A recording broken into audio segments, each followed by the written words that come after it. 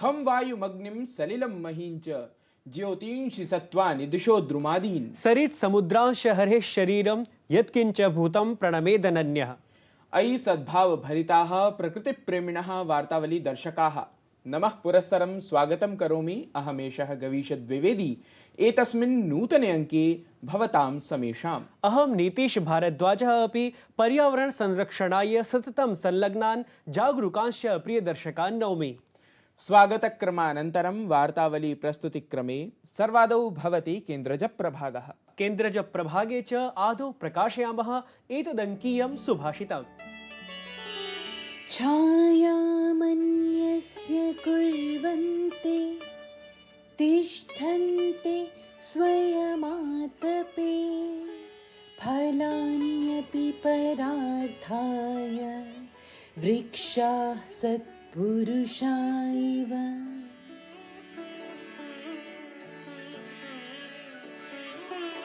वृक्ष स्वयं धूप सहकर दूसरों को छाया देते हैं। वृक्ष के फल भी सत्पुरुष की तरह दूसरों के उपकार के लिए ही होते हैं।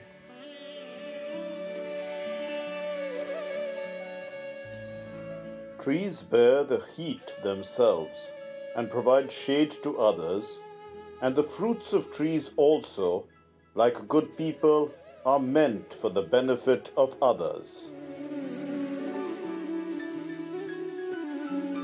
वृक्षाणां सत्पुरुषद्योतकं युक्तं च सुभाषितम्। आम्, यथा बहुविध विषयेषु प्रबोधयन्ति सुभाषितानि तथैव प्रवाही वार्ताः अपि जागतिकीः विविध घटनाः न सूचयन्ति।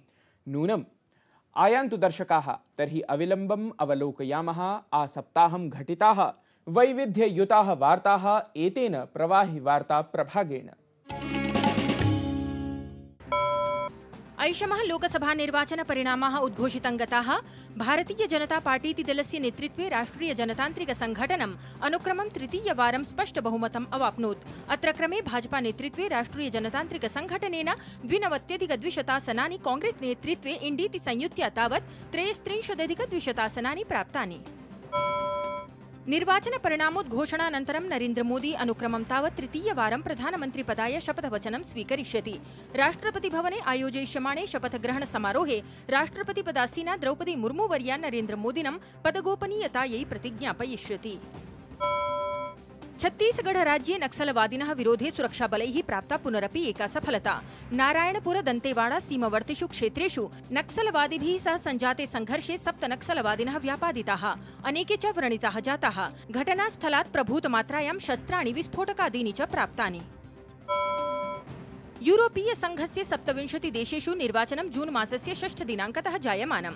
निर्वाचने मतदातारः आगामिषु 5 वर्षेषु यूरोपीय संसदः 20,700 संख्याकानां सदस्यानां चयनं करिष्यन्ति।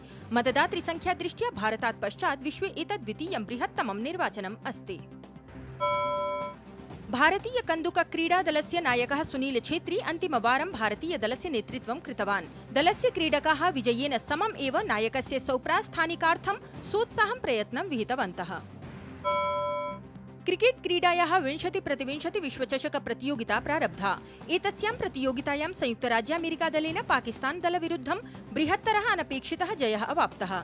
तत्रैव भारतस्य जयेन सह आरम्भः अभूत्। प्रथमस्पर्धायां आयर्लैण्ड दलं 8 स्तोभैः भारतेन पराजितं। तावत् अग्रिमे क्रमे भारतस्य पाकिस्तान दलेन समं भविष्यति सामुख्यम्। जागतिकीः घटनाः अवलोक्य अधुना क्रमः अस्ति वृत्तविशेषस्य प्रस्तुतेः।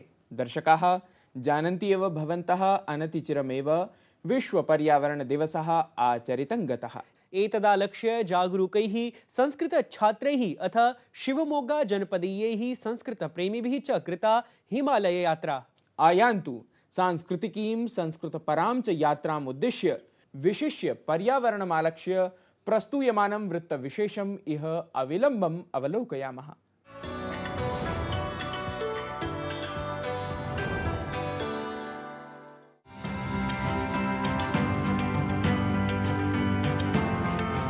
भूमिरापो नलो वायुः खं मनो बुद्धिरेव च अहंकार इतीयं मे भिन्ना प्रकृतिरष्टधा तदेवाग्निस्तदादित्यस्तद्वायुस्तदुचन्द्रमाः तदेव शुक्रं तद्ब्रह्म ता आपः स प्रजापतिः।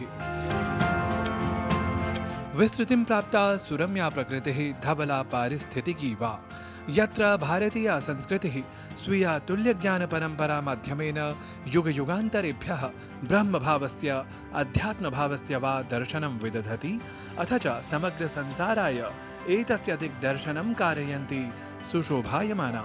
एतस्यैव अत्यन्तं प्रखरं शिखरस्थं च उदाहरणमस्ति हिमालयः। यः देवतात्मा हिमालयो नाम नगाधिराजः इत्येवं भूताभिः संस्कृतसूक्तिभिः सह स्वपारिस्थितिक्या वैश्विकं पर्यावरणं संरक्ष्य विशेषतः भारतीयाय उपमहाद्वीपाय सहस्राधिकवर्षेभ्यः स्वच्छां सुस्थां सुपुष्टां च प्रकृतिं प्रदाय सकलं वातावरणं किं वा पर्यावरणमात्रमेव स्वस्मिन् परिशुद्धं संशुद्धं च कुर्वन् आलक्ष्यते। वस्तुतः पर्यावरणं प्रति उपभोगपरायाः दृष्टेः अतिदूरम् आध्यात्मिकानां भावानां विचाराणां च उत्कृष्टः प्रखरः हि प्रवाहः भारतीयज्ञानपरम्परायाः नूनम् अनन्या विशेषता, याम् अभिस्वीकृत्य अपेक्षया पर्यावरणपराङ्मुखैः आधुनिकयुगिनैः जनैः तत्सन्धारणपरं जीवनयापनम् अद्य मानवमात्रस्य व्यवहारप्राथमिकतासु शीर्षत्वं भजते। एतस्मिन्नेव क्रमे मुख्यतः नवदिल्लीस्थ केन्द्रीय संस्कृत विश्वविद्यालयस्य संस्कृतभारत्याः शिवमोग्गाशाखायाः च संस्कृतैः छात्रैः साधारणैः नागरिकैः अपि देवतात्मा हिमालयः भारतात्मा हि संस्कृतम् इत्येतेन प्रबलसमुद्घोषेण सह हिमालयारोहणपुरस्सरं न केवलं संस्कृतप्रसारार्थमेव किञ्चित् नवं विहितं प्रत्युत प्राकृतिकसौषम्यस्य सुरक्षाविषयः अपि ससंवेदनं समक्षम् उपन्यस्तः। मधुबातारितायते मधुक्षरन्ति सिन्धवः अर्थात् अस्माकं ऋग्वेदे अस्माकं संस्कृते अस्माकं पुरापौराणिक साहित्ये सर्वत्र पर्यावरणस्य महत्त्वविषये उल्लेखः वर्तते इति विचिन्त्य एव अस्माकं कुलपतयः अस्मिन् वर्षे अस्माकं विविधपरिसरीयानां छात्राणां कृते पर्वतारोहणस्य कार्यक्रमं कल्पितवन्तः।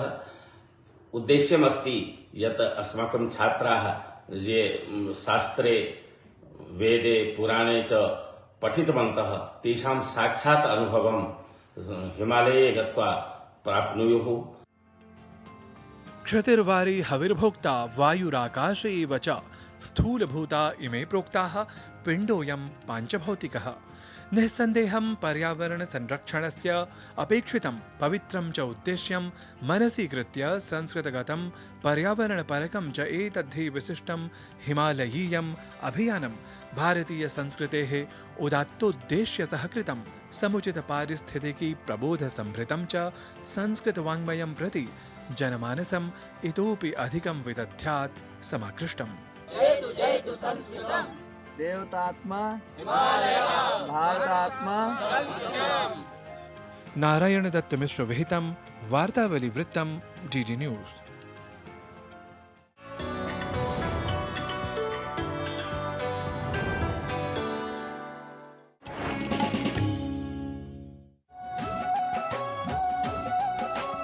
समृद्ध इतिहास को समेटे राजस्थान शानदार किलों का गढ़ है। ऐसे कई किले हैं जिनका इतिहास स्वर्णिम अक्षरों में लिखा हुआ है। उनमें से एक है कुंभलगढ़ किला। कुंभलगढ़ किले की भव्य दीवारों को the great wall of China के बाद दुनिया की दूसरी सबसे लंबी दीवार माना जाता है, इसलिए इसे the great wall of India भी कहा जाता है। उदयपुर से 84 किलोमीटर दूर उत्तर में स्थित है कुंभलगढ़ किला। 2013 में विश्व विरासत समिति के 37वें सत्र में इस किले को यूनेस्को की विश्व धरोहर स्थल में घोषित किया गया था। यह किला 7 विशाल द्वारों के साथ बनाया गया है। इस भव्य किले के मुख्य आकर्षण केंद्रों में बादल महल, शिव मंदिर, वेदी मंदिर और नीलकंठ महादेव मंदिर शामिल हैं। कुंभलगढ़ किले को अजेयगढ़ भी कहा जाता है। इस किले की यह विशेषता है कि यह भव्य किला वास्तव में कभी युद्ध में नहीं जीता गया था।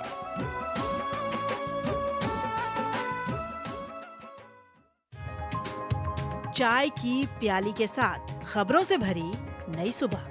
देश की राजनीति, आम जन की कहानी, विदेशों की हलचल, कारोबार का गुणा भाग, खेल का मैदान, मनोरंजन और ज्ञान विज्ञान, विरासत और संस्कृति के साथ सेहत की बात और ग्लैमर का तड़का। सोमवार से शुक्रवार सुबह 8 से 9 बजे। सुकून से भरा नया सवेरा।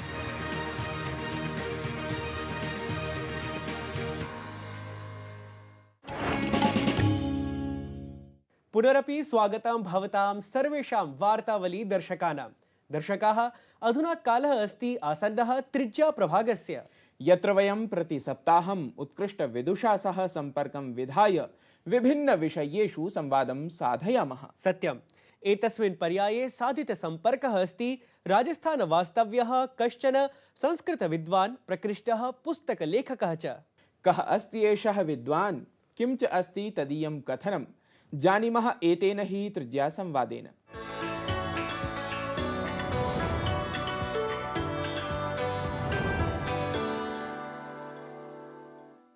प्रियदर्शकाः, नमस्कारः। अद्य अस्माभिः सह राजते विशिष्टः संस्कृतज्ञः, विशिष्टः संस्कृतपुस्तकलेखकः च डॉक्टर श्रीकृष्ण जुगुनुवर्यः। महोदय, अहम् आदौ भवतः वार्तावल्यां स्वागतं करोमि। नमस्कारः। नमस्कार। मम प्रथमः प्रश्नः तावत् विशिष्टः अवसरः अस्ति, अतः तद् आधृत्यैव वर्तते यत् संस्कृतवाङ्मयं प्रायशः उच्यते यत् सर्वविषयाणाम् आधारमेव स्वीकृत्य तत्र बहु किमपि लिखितम् आप्यते, परन्तु पर्यावरणविषये अपि तथा भूतान् ग्रन्थान् भवान् तत्र उपस्थापयितुम् अर्हति यत् इमे ग्रन्थाः सन्ति ये पर्यावरणविषये वस्तुतः आधृताः सन्ति। ऋग्वेद, यजुर्वेद और अथर्ववेद, इन तीनों के ऋषि, या बल्कि मैं इसको कहूंगा सूत्र और मंडल अध्याय, सब में वृक्षों के संदर्भ हम लोगों को मिल जाते हैं। हमारे महर्षियों का, ब्रह्म ऋषियों का और वनवासी तपस्वियों का ध्यान वृक्षों पर और वृक्षों की विद्या पर लगा रहता है। वो वृक्षों को समझते हैं, वृक्षों से संवाद स्थापित करते हैं और एक विद्या का विकास करते हैं, वो है वृक्ष विद्या। चंद्रमा और जो मारीशा नाम की कन्या है, ऋषियों ने जिस मारीशा नाम की कन्या का जो प्रकट या प्रादुर्भाव किया है चंद्रमा के साथ, वो कैसे स्थापित हुई और कैसे वनस्पतियों का पोषण हुआ। यजुर्वेद के कितने ही मंत्र हैं जिनमें वनस्पतियां कैसे पोषित, पल्लवित और विकसित होकर हम लोगों को कई दृष्टियों से जो पोषण देती है, वो एक वृक्ष विद्या। बाद में यही विकास हम लोगों को आयुर्वेद के रूप में मिलता है और ऋषियों का संपूर्ण ध्यान वृक्षों के साथ। मम प्रश्नः एतेनैव सम्बद्धः अग्रिमः यत् वस्तुतः वनस्पत्यादीनां वृक्षाणां च तत्र यद् वर्णनं भवति, वस्तुतः तदेव पर्यावरणस्य सारभूततत्त्वानि एवं वक्तुं वयं शक्नुमः। अतः प्रश्नः मम यत् वृक्षैः सम्बद्धः कश्चन ग्रन्थविशेषः अथवा अनेके ग्रन्थाः नाम प्राप्ताः भवेयुः, तेषां विषये वस्तुतः भवता अपि बहु किमपि लिखितमस्ति, व्याख्यायितमस्ति, तस्मिन् विषये भवान् तत्र विशदयतु। आपने बहुत सुंदर बात कही है। मुझे चाणक्य याद आते हैं, जो एक ग्रंथ का नाम अपने अर्थशास्त्र में देते हैं, वो है गुल्म वृक्षायुर्वेद।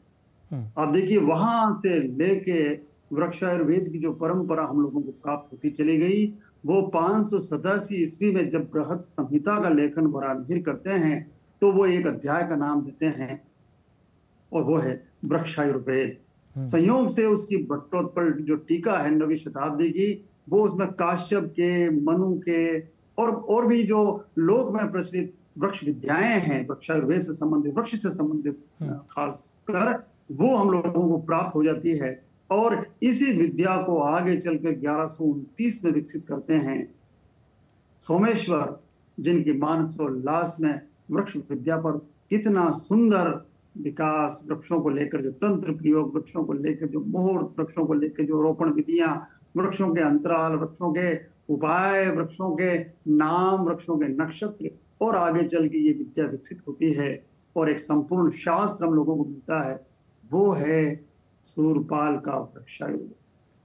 ये वही समय है जब शारंगधर, जो चौहान नरेश हमीर का दरबारी है शारंगधर, वो अपनी एक ग्रंथ यानी सारंगधर पद्धति देते हैं, तो उसमें उपवन विनोद का प्रणयन या संपादन करते हैं, और वही जो हम लोगों को वृक्षायुर्वेद मिलता है।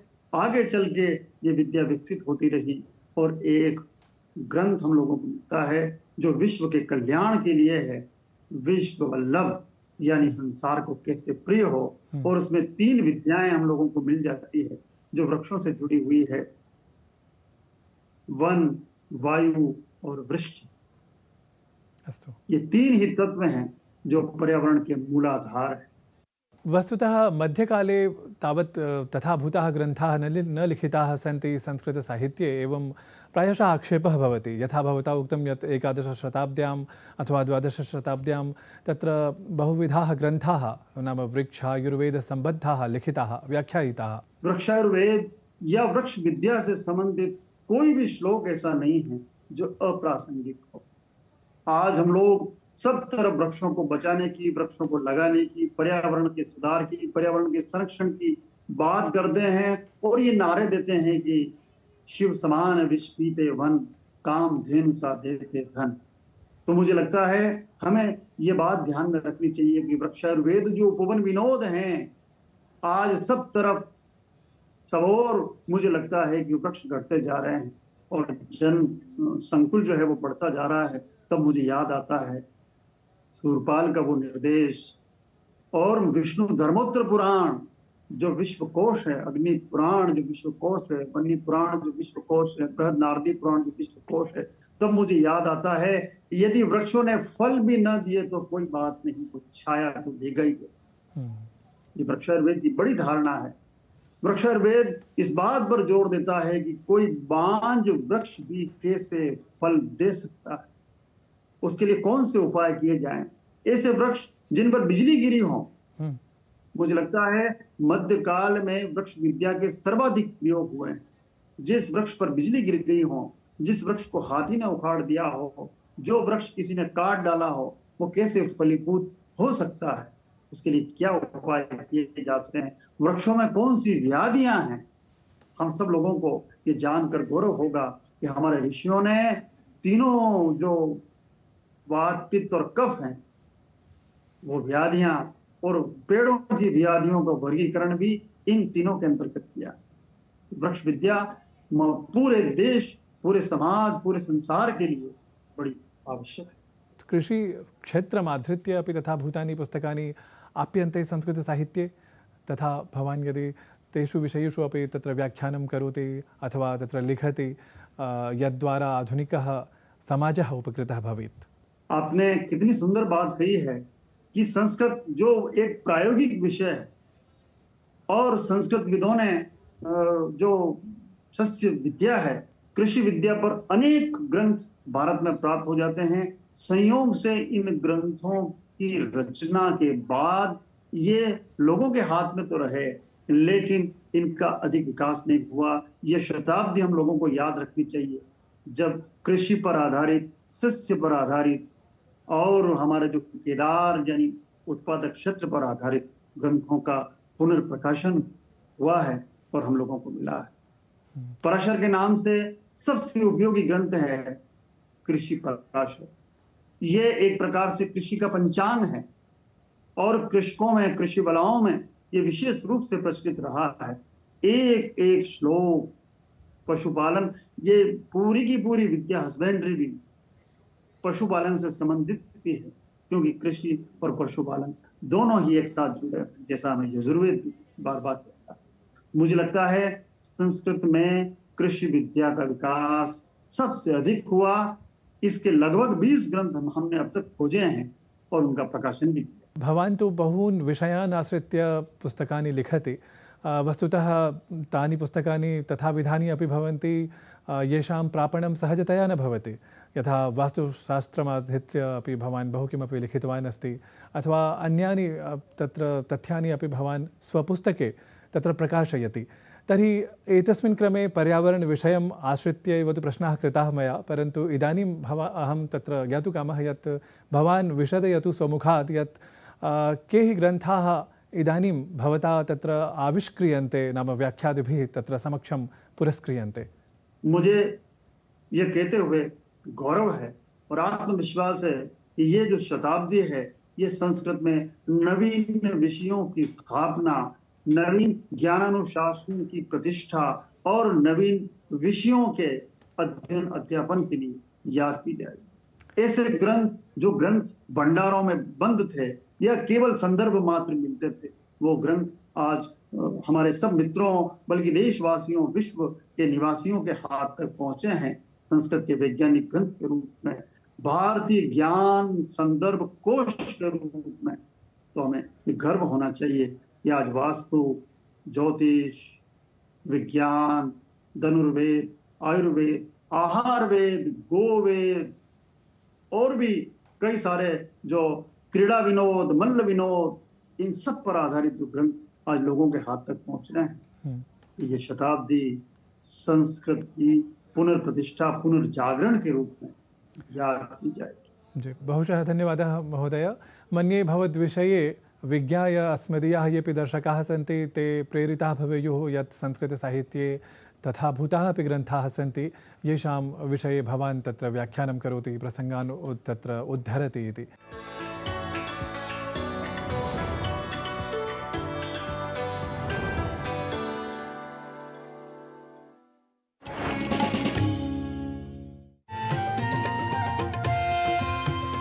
नए दिन की करें शुरुआत भारतीय ज्ञान परंपरा, संस्कृत और स्वास्थ्य के साथ।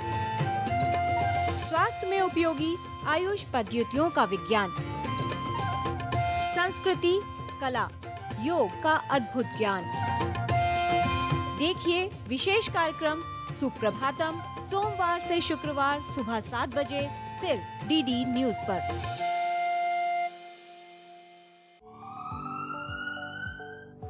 स्वास्थ्य से जुड़ी महत्वपूर्ण बात, देश के प्रख्यात विशेषज्ञों के साथ व्यस्त जीवन में रखें अपने स्वास्थ्य का ध्यान। सेहत के लिए जरूरी है पोषण, साथ ही रोजाना करें व्यायाम। कैसे हो रोग के लक्षणों की पहचान, बीमारियों की कैसे करें रोकथाम। यदि आप हैं किसी रोग से परेशान, फोन और ईमेल के माध्यम से पूछें अपना सवाल। विशेषज्ञों से मिलेगा सही समाधान। देखिए स्वास्थ्य से जुड़ा विशेष कार्यक्रम टोटल हेल्थ हर शनिवार और रविवार सुबह 8:30 बजे सिर्फ डीडी न्यूज पर। स्वागतम पुनरपि सर्वेषां वीक्षकाणां। ज्ञानवर्धकं रोचकं च संवादं श्रुत्वा प्रतीयते यत् मानवजीवनाय पर्यावरणस्य कियद् अधिकं महत्त्वम् अस्ति इति। सत्यम्। एतदर्थमेव वार्तावलीदलम् आसप्ताहं प्रवृत्तः भवति सर्वथा नित्यनूतन विषयान् उपस्थापयितुम्।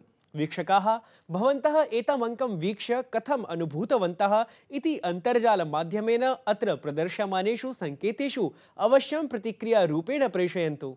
दर्शकाः अर्धहोरावधिकम् अङ्कम् एतं समापयितुं समयः अस्ति एषः। आम्, नवाङ्कं प्रस्तोतुं समेषामपि वार्तावली दर्शकानां समक्षम् अग्रिमे सप्ताहे पुनरपि आयास्यामः। तावत् भवन्तः सुसंस्कृतं गीतम् आस्वादयन्तु, अस्मान् च अनुज्ञापयन्तु।